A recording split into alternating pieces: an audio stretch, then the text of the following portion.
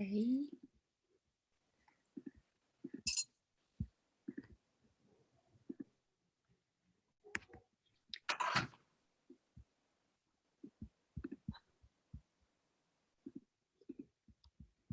Okay. Hello all again, and thank you very much, Dr. Goodall, for being with us today. I am Aslıhan and one of the members of Roots and Shoots family, and today we are here with the Roots and Shoots family of some of our members, our founders, and Roots and Shoots High School Committee and University Committee, and it's amazing to have you here.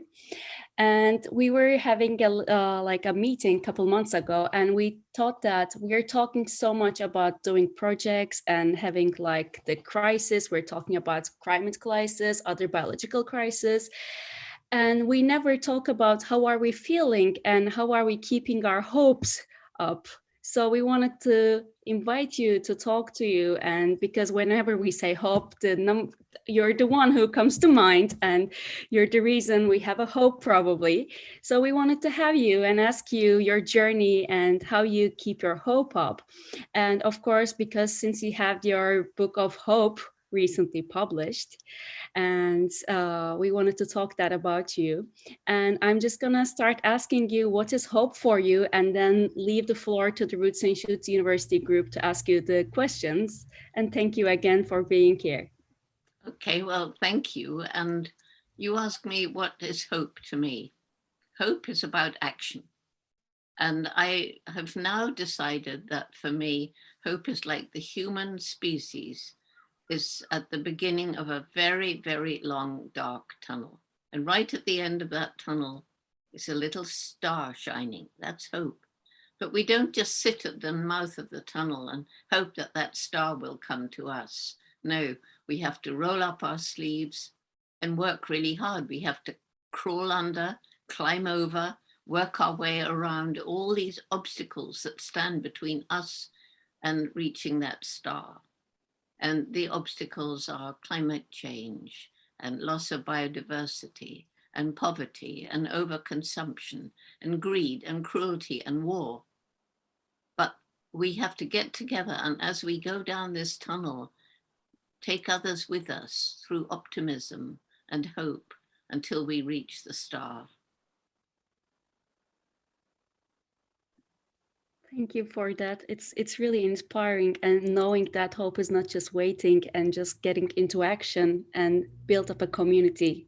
Thank you. And I just leave the next question to Mesa. Thank you again. Hi. I will ask the first question. My question is, in times like World War II, when people tell you that Africa is a dark continent and a girl like you can't go there and overcome all the challenges, you always had dreams and hope, and you overcome all the difficulties and made your dreams possible. Well, I want to ask, what made little Jane want to go to Africa and never give up? What motivated you at the beginning of your journey? Thank you. Okay, well, I was born loving animals. People say, where did your love of animals come from? What triggered it? I don't know. I was born with it. And so because I loved mother animals and had a wonderful supportive mother, she found books for me to read, thinking I would read more quickly if they were about animals. So she got me lots of books about animals. And I don't know if Dr. Doolittle has made his way to Turkey. If he hasn't, you're nodding. Yes, he did. Right. Oh, good. Because there was one book where he took animals from the circus back to Africa. And that was my first love of Africa, with the monkeys making a bridge and Dr. Doolittle walking over and getting rescued from the natives who were wanting to kill him. And then when I was 10 years old, World War II was raging, and we had very, very little money in my family. But I found a little secondhand bookshop. We couldn't afford new books. In fact, I'm sure they weren't made in the war, actually. But I found this little secondhand bookshop and it was run by a funny old guy, and he had no idea what books he had. They were piled all over the floor. And I found a little book on this one day, and I used to save up my few pennies of pocket money. And it was about this big, and it was called Tarzan of the Apes. I bought it. I took it to the top of my tree in the garden, and I read it from cover to cover. I fell passionately in love with this glorious lord of the jungle. I was really jealous because he married the wrong Jane, but that was when my dream really crystallized. I'll go to Africa, I'll live with wild animals and learn from them, and I'll write books about them. That's when everybody laughed at me. But my mother, who's up here behind me, she always supported my dream. And she said, if you really want to do something like this, you'll have to work really hard, take advantage of every opportunity. And if you don't give up, you may find a way. That's the message I take around the world, particularly to young people, particularly girls in disadvantaged communities. Thank you, Jane. I will pass to Inji right now. Thank you again. Thank you again for your answer. It was very inspiring, actually. And you talked about the factors that motivate you at the beginning of your journey, your story. But my question is more related about your current motivation. In your last book, Hope, you emphasized the question you most encountered is, do you honestly believe there is hope for our world, especially for our future? And we imagine without a doubt that the answer is always a yes, and also has to be at some point. But although we are going through a dark times, the world is dealing with a great conjuncture called the climate crisis, and now Ukraine is at war with Russia, and we are still dealing with the pandemic. How do you keep your hope up? Well, I think it was partly because I grew up during World War II. And, you know, for I think it was about a year, Britain was the only country in Europe that wasn't either defeated or overrun by Nazi Germany. And it was hopeless. I mean, we were not prepared for war. We had very brave young men in the Air Force, but we didn't have a well-trained army. We didn't have a well-equipped Navy. But what we did have was a prime minister, a war prime minister, rather like the one in Ukraine. And with his speeches, he managed to rouse a spirit in the British people. We will not be defeated. We will not be defeated. And against all odds, we managed to hold on, thanks to those brave young men in their aircraft, until America joined the war. And it was really interesting because yesterday I listened to a talk, an interview with the previous president of Ukraine. And he talked about Churchill and World War II. And he said, we are like the British people. We will fight to the last drop of blood to protect our land and for freedom. So I think somehow that gives me this feeling of determination. It's not only hope, it's actually determination. I won't give up. I won't give in. So another thing is, how do you keep your spirits and energy up while trying to lift everyone else out of your inner motivation? I missed that. How do you keep your spirits and energy up while trying to lift everyone else like us? Well, you give me energy. I mean, you give me energy. And every time I hear one of the wonderful stories from around the world of people overcoming problems, saving a species from extinction and so on, you know, that lifts my spirit, but also it's the determination. You know, I won't give in. And somehow that enables you to keep going, even if you're exhausted. And sometimes I'm very exhausted. And don't think for 1 minute that I don't sometimes feel depressed. Of course I do. Of course I do. But then something bubbles up and says, I mustn't give way to that, because if everyone gives way to depression, then we're doomed. Thanks. Thanks a lot. And by the way, don't go ever into the forest with nails like that.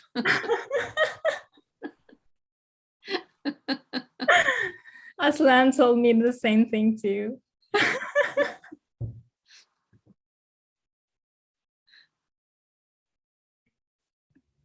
Yeah, I think it's Esma, your turn, I guess. And Dr. Goodall, we just had the same talk because Inji is going to a field research in summer. And the first thing I told her, you have to cut your nails. The first thing you have to do.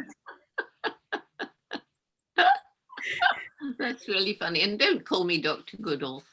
Just Okay. call me Jane. Okay, I will. Mary told me the same thing. She told me that I made her feel old. You don't make me feel old, but you know, I'm just a person. Okay, will do. Thank you, Jane. And Esma? I think I'm going to continue. So my question is about being hopeful and giving people hope and being the inspiration for them. See, lots of people ask you about how you give this inspiration to people, and sometimes I feel like for years when you all speak about the how hopeful you are, how strong you are, then people start thinking like, okay, she's always hopeful. People, and I think like, okay, I'm gonna ask her, is it your character that you're always hopeful, or is it like a persona or character like that you created in time? Because if you're in this, if you deal with these jobs like like activism and climate action and all the mentally tiring things, you can't always be hopeful, and of course you're exhausted and you're tired, but you have a mission, you have a you have a job to tell people that you keep you need to keep going. So maybe it becomes a mission, maybe it becomes a person, a character, I don't know. Or have you been like that always, the young Jane? Well, I can't do more than say, you know, this hope must come from a determination within you and a passion within you to do whatever it is you want to do. You know, and it doesn't mean that everybody on the planet needs to fight climate change or loss of biodiversity. It means that everybody must have a dream and must be encouraged to follow that dream, to attain their true human potential. And to do that, it requires not just the brain, we have an amazing brain, but it requires the heart too. And head and heart working together makes us truly human. Yeah, it's being a part of human. But what I wonder is really, did it become you, or you created? You were like that.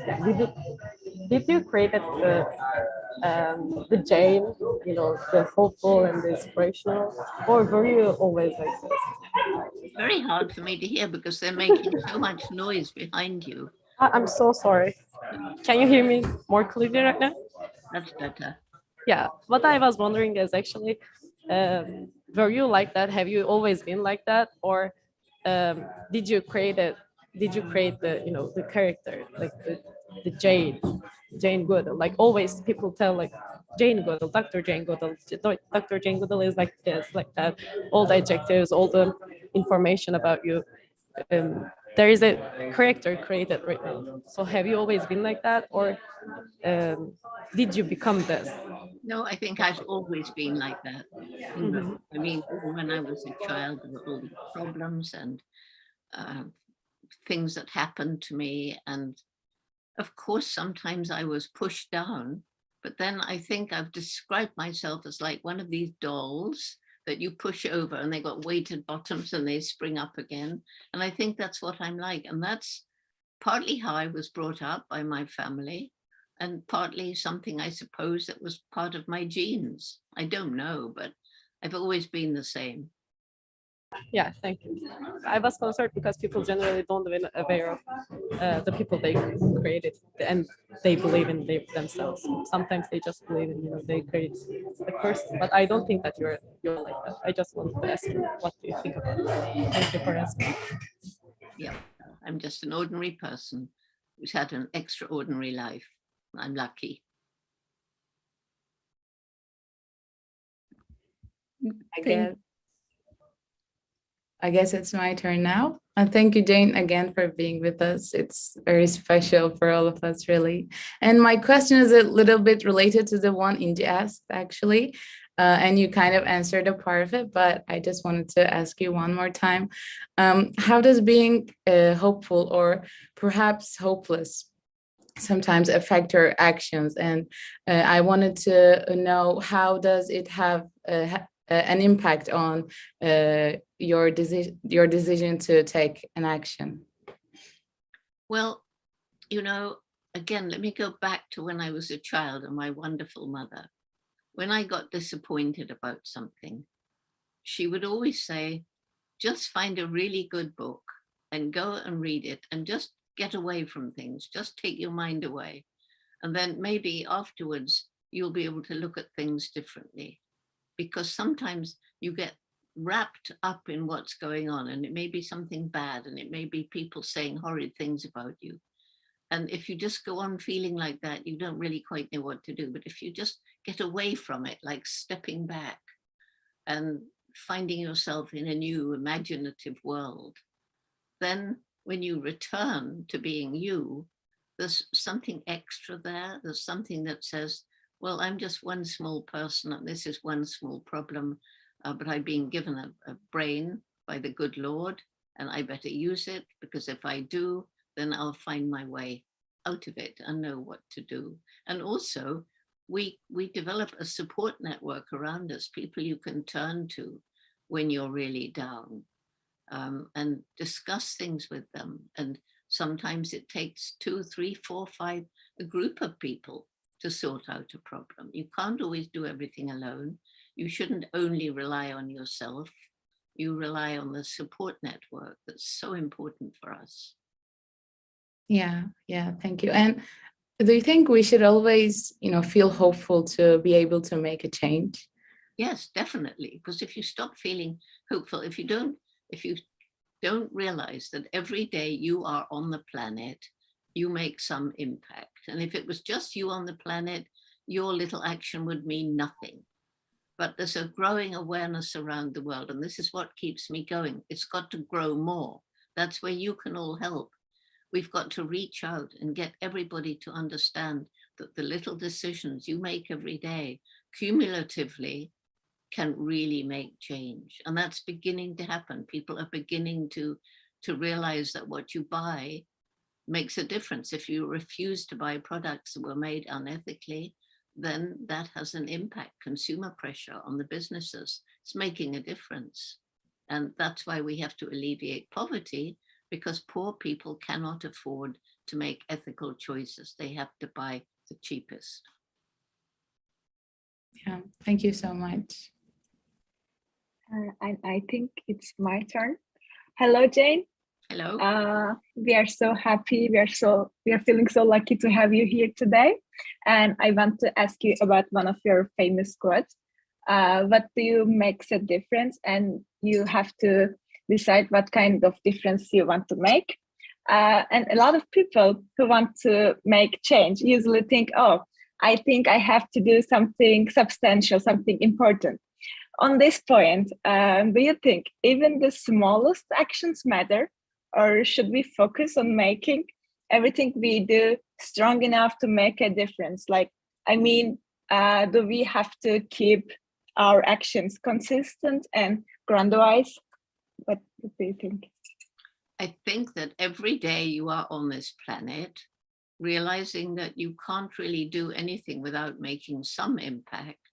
I mean, even when we breathe, we're taking in oxygen and giving out CO2, so you make some difference. And I thought of that because a little boy of 7 said, well, if I just stay in bed all day, I won't make an impact, will I? And I said, well, you'll be breathing.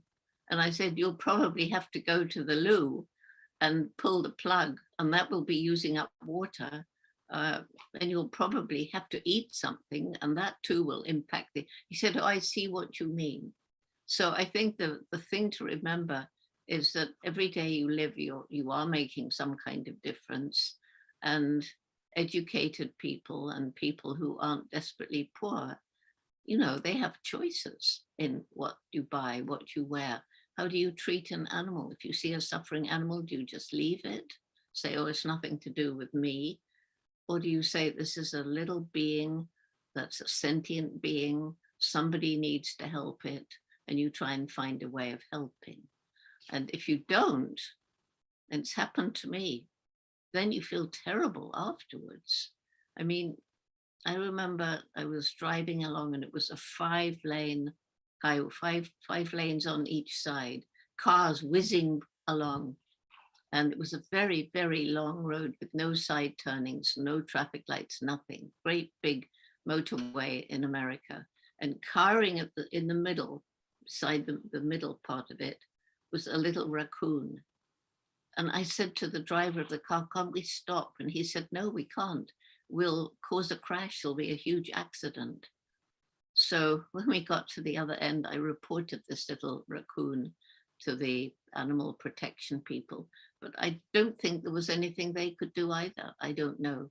But, you know, I still am haunted by the vision of this little animal cowering with nowhere to go, no way of saving himself. So, you know, it's good for your own conscience to do things. And the wonderful thing is, if you do start doing something, maybe something a bit bigger than what you choose to eat, maybe you decide, well, I want to do something about the homeless people who don't have food, and you get your friends together and you say, well, let's save up some money and buy some food for this person. And if you do that, it makes you feel good. That's lucky. Makes us feel good to do something good. And then you want to feel better, so you do something more. And as you do that, you inspire people around you. And what starts out as a little project can become a big project. And we're seeing that now with the Ukrainian war. The people who are literally opening up their homes, they're raising money, they're sending food, they're raising money for medicines, they're donating medicines, donating clothes, opening up their homes, you know, and it's tough, but it's making people feel, well, I've done my bit. Thank you so much. Actually, I will do something today for the Ukrainian refugees to come to Poland today. So I know I feel better. I feel okay. I'm doing something now. So, and I want to thank you for the raccoon story. It really inspires us. So thank you. And I think it's Zeynep's turn. Thank you so much. Hi, Jane. My question is about us, the young people, actually. You have always believed in the power of youth. And do young people play an important role because they are more open to change and more prone to questioning? And what do young people have a role in change? I think young people's minds are more flexible, but an awful lot depends on how you're brought up, because some young people, you know, in a way you could say from birth onwards, they're brainwashed, because, you know, there are certain people in certain fanatical religions, for example, like if you take the extremism of Islam, which has nothing to do with the religion really, but they're taught that if they do a suicide bombing and kill innocent people, they'll be welcomed in paradise, and they believe it because that's what they've been taught. So an awful lot depends on our early experience. And fortunately, even if you don't have a good family, there are more and more teachers who can try and take the role of parents, friends who can try and take the role of parents. And so young people with the right education and the right nurturing background, their minds really will move in the right direction. So I think, you know, I think it's true that young people today know far more about these problems than we ever did. And of course, the internet is very much responsible for that. So you learn about things that we couldn't possibly have learned about. Because unless you were in a certain country, that information wouldn't get out and nobody else would know what was going on. So because of the internet and because of news channels and because of a slightly different awareness, more and more young people are understanding the problems that we face and therefore prepared to do more about them. And realizing that when you get together with other young people, which is why Roots and Shoots is so important, you really can start to make a major difference. But we haven't yet reached the critical point, the tipping point. We haven't yet got enough of you to really make sure that the next teachers and politicians and lawyers have been through Roots and Shoots and have the right values. Because I don't think any of us will deny that it's wrong to kill innocent people and believe that you can go to paradise. That cannot be true.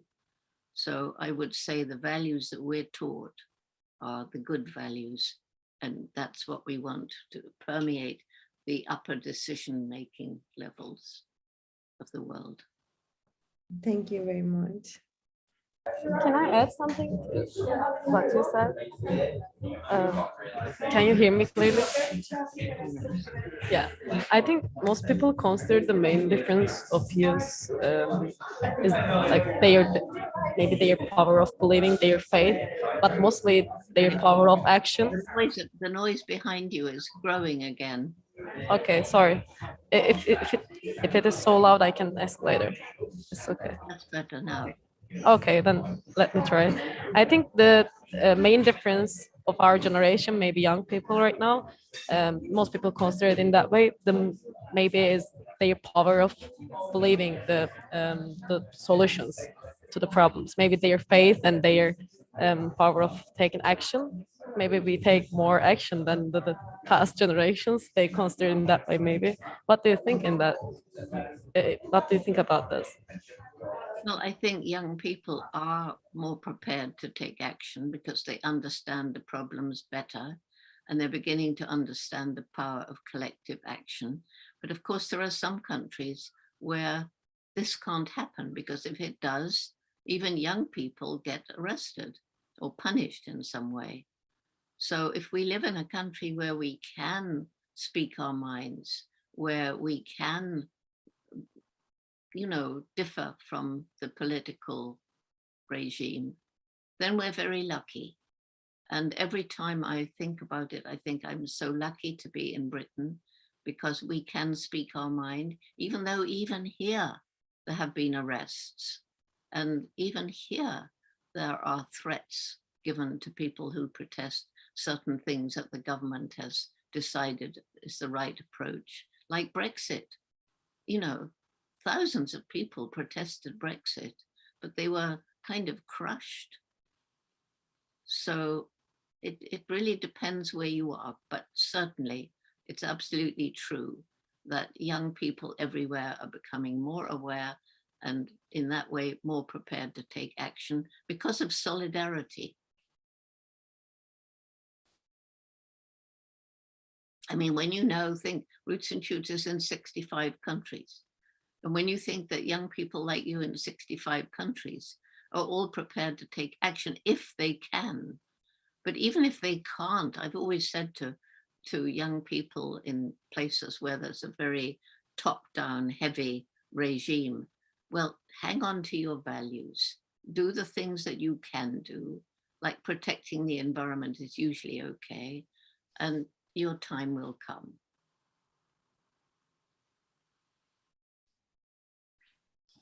Thank you, Jane. I think it's my turn. My question about gender equality in climate action as well as environmental movement.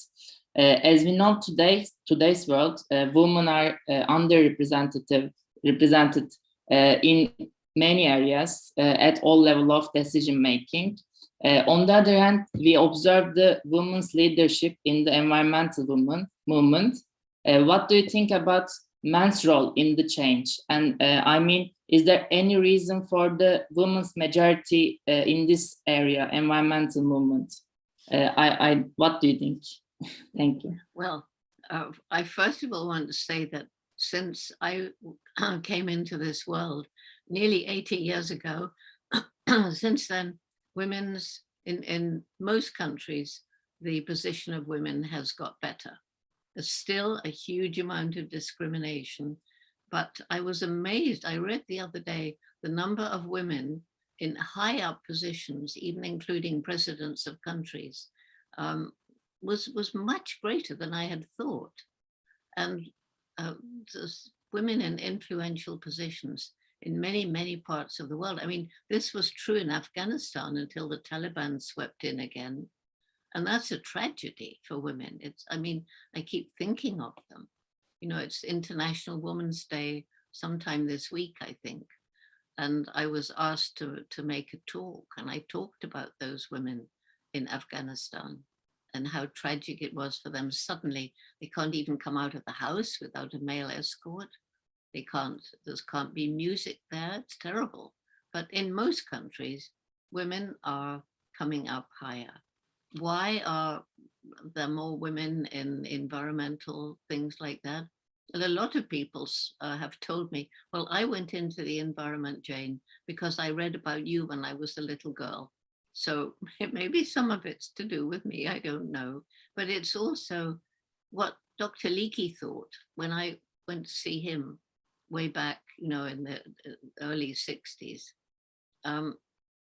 Where I'd been told in the UK, well, you can't go to Africa and do that. Girls don't do that. When I met Louis Leakey, and he finally offered me the opportunity to study chimps, he wanted a woman because he felt that women might have more patience and be better in the field. And actually, there were two reasons why he was right. One was his reason, but there was another reason. Back then, when I was young, I lived in a male-dominated world, and I lived in a world where there was a division. Men were expected to be the breadwinner. They would have a family, and they would raise the money and get a job.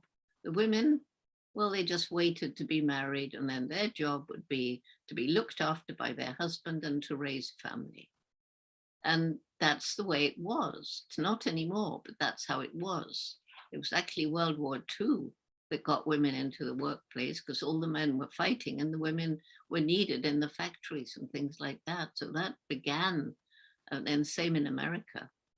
But what I really love is a tribe in Latin America.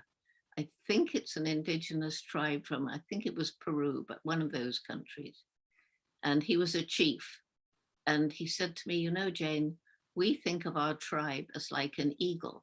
And one wing is male and the other wing is female. And only when the wings are equal will we fly high. And I love that because that's the truth. Each of us, males and females, we have male and female qualities in us. And a big mistake with women was to feel, well, if I want to get into a powerful position, I'd better use the male side of my being. And that means you crush the empathy and compassion and nurturing that's been needed through evolution in a woman because her job was raising a family. So we need both.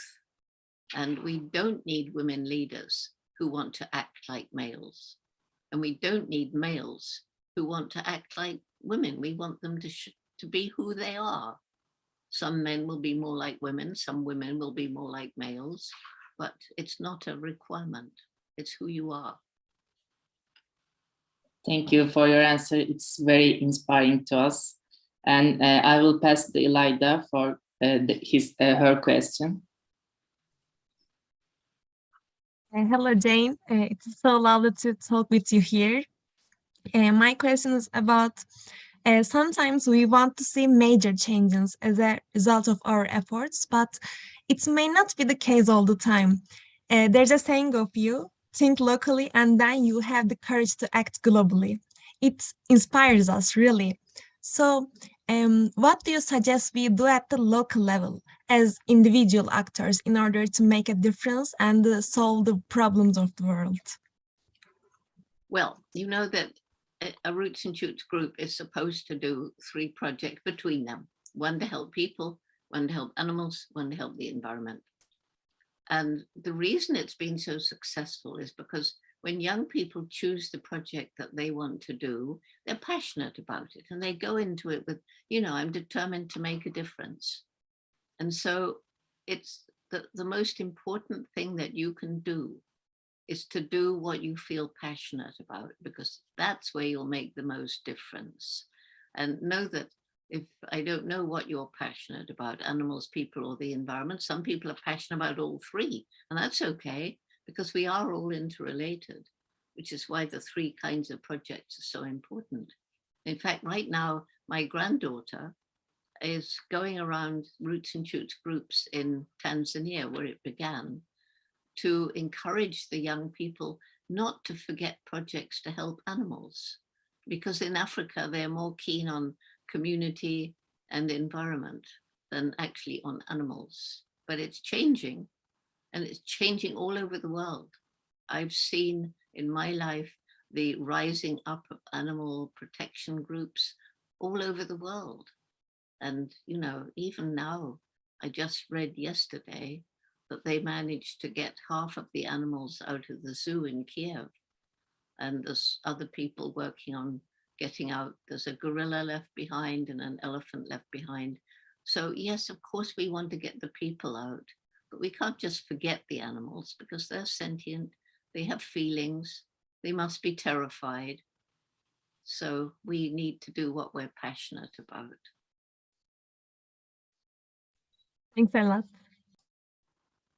Thank you very much, Jane. And these were the questions we prepared, but I guess there are a couple more questions if you are okay. So Burcu and Ömer wanted to ask questions, and I think Burcu's connection is not well, but maybe Ömer, we can hear it from you. Sure. I'd want to ask to you, as I understand, you find hope nearly every work of yours, but sometimes it's really hard to find hope for me, for instance, and also you have mentioned that you feel depressed even sometimes. I'd want to ask you, is it still possible to create things and be productive, even though we feel like there's no hope and it will help nothing? Is it possible to still create something? Well, I think it all depends on the individual. I mean, there are those people who give in to despair totally, and then they're useless. They can't do anything.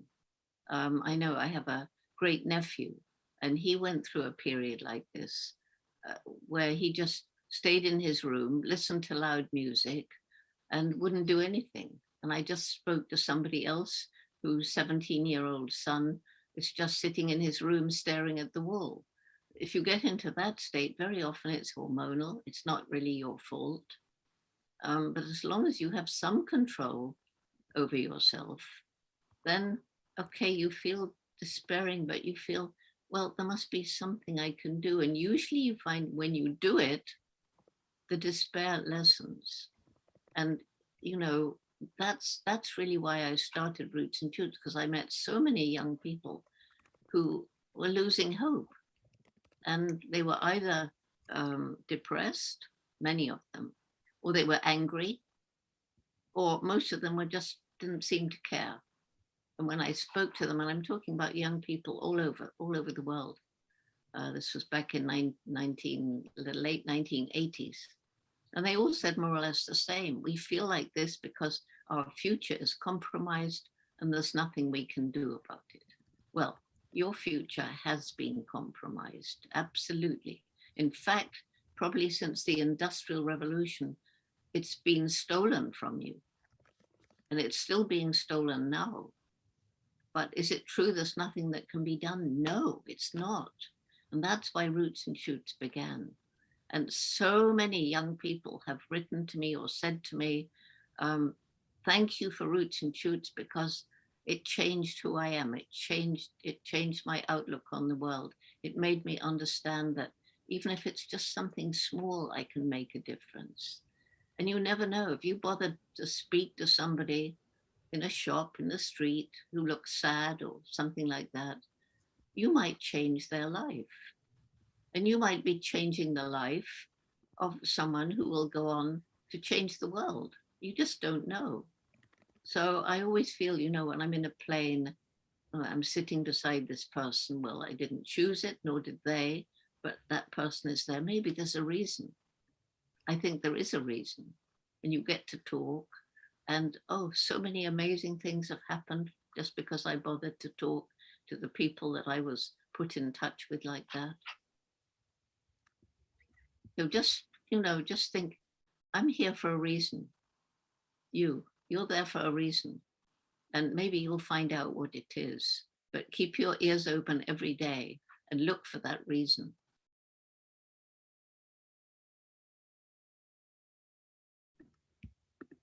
Thank you very much, Jane. And we have one last question, and then, yeah, that's it. But and after you, we can stop.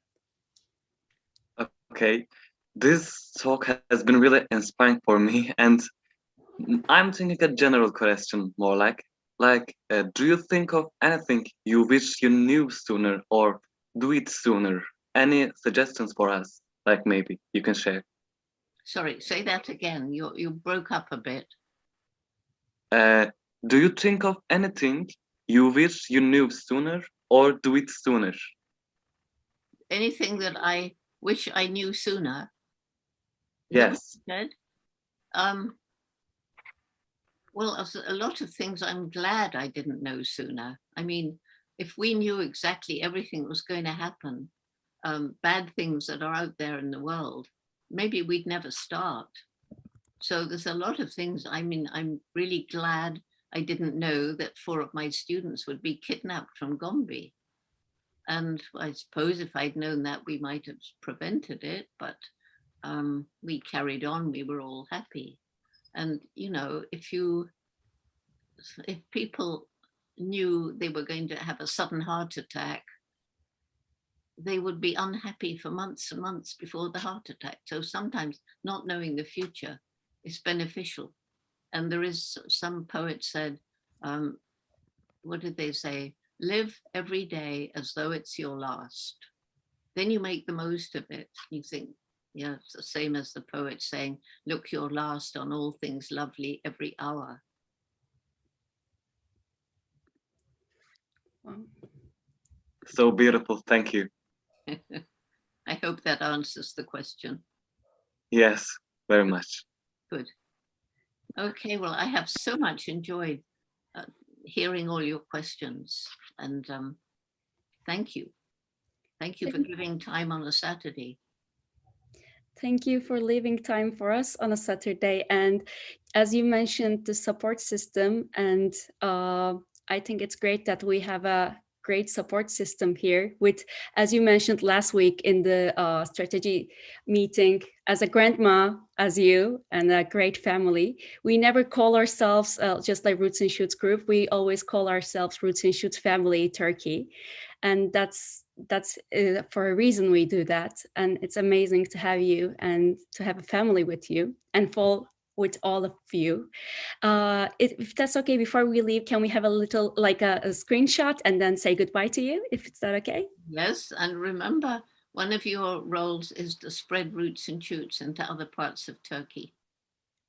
Will through do. families, through friends, through talking to people, through going into a primary school and getting the kids involved, all that sort of thing. And you, from a university, you could organize a teacher training workshop. We do a lot of those. They work brilliantly. You get the teachers involved and then they do the work for you.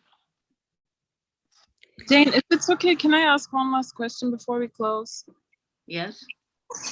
Thank you so much for your time. I'll ask really quickly. So my question was about like individual versus like collective intention. So let's say you want to create change within like an ongoing system, and you have to work with people who have different values or like priorities than you do. Let's say like a school. What do you think is the best way to move forward when you're faced with like either conflict or challenges? If you could maybe give some suggestions really briefly, that would be really appreciated. Basically, the one thing to avoid is being aggressive and confrontational. So I have to speak to a lot of politicians or business people, and they're not doing things the way I would do them, but trying not to be self-righteous. I'm right and you're wrong. I usually try to find out something we have in common. Maybe we both love dogs, maybe, I don't know, something. or painting or something like that. And then the way to change people is to reach the heart. It's no good arguing with them. You've got to find stories. That's how I changed scientific attitude towards chimps in medical research, by reaching the heart, not the head. So always try to reach people's hearts. And if you find a school and they don't agree with you, find something they do agree with and say, well, could we start with this? Could we start with planting an organic food garden in this patch of ground you have in the school? Could we start by raising money for street children or whatever, something which they like, you like, and you say, well, let's start there. Then they come to trust you and then you can do more. Awesome. Thank you so much. Thanks for your time. Okay. All right. Well, we want a screenshot. Okay. Let's take that. So, okay, if everybody's ready, I'm taking it.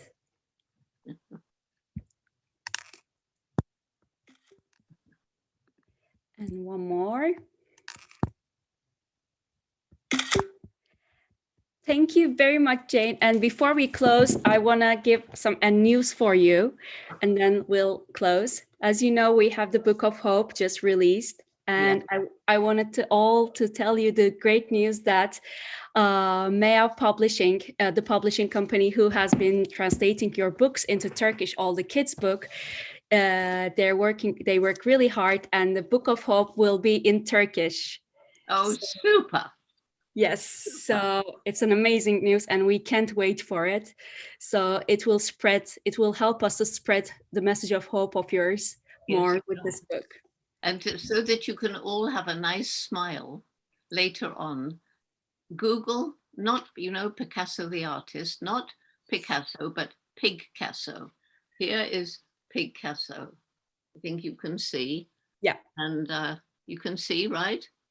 Yes, we can. Well, Picasso is so excited when she sees the easel up. Just watch the video. Choose the one with the yellow border. That's the geographic one. That is the best. It just changes people's minds. People tell me, I hate you. I can't eat pork anymore. And I say, well, why do you think I showed it to you? We will be the first ones who's going to read the book in Turkish. Yeah. Okay, well, please thank the publisher for me, and very exciting to launch that book in Turkish. Thank you, and we can't wait to see you in Turkey, hopefully next year. Yeah, hopefully. Thank you for your time. Bye. Good luck to all of you.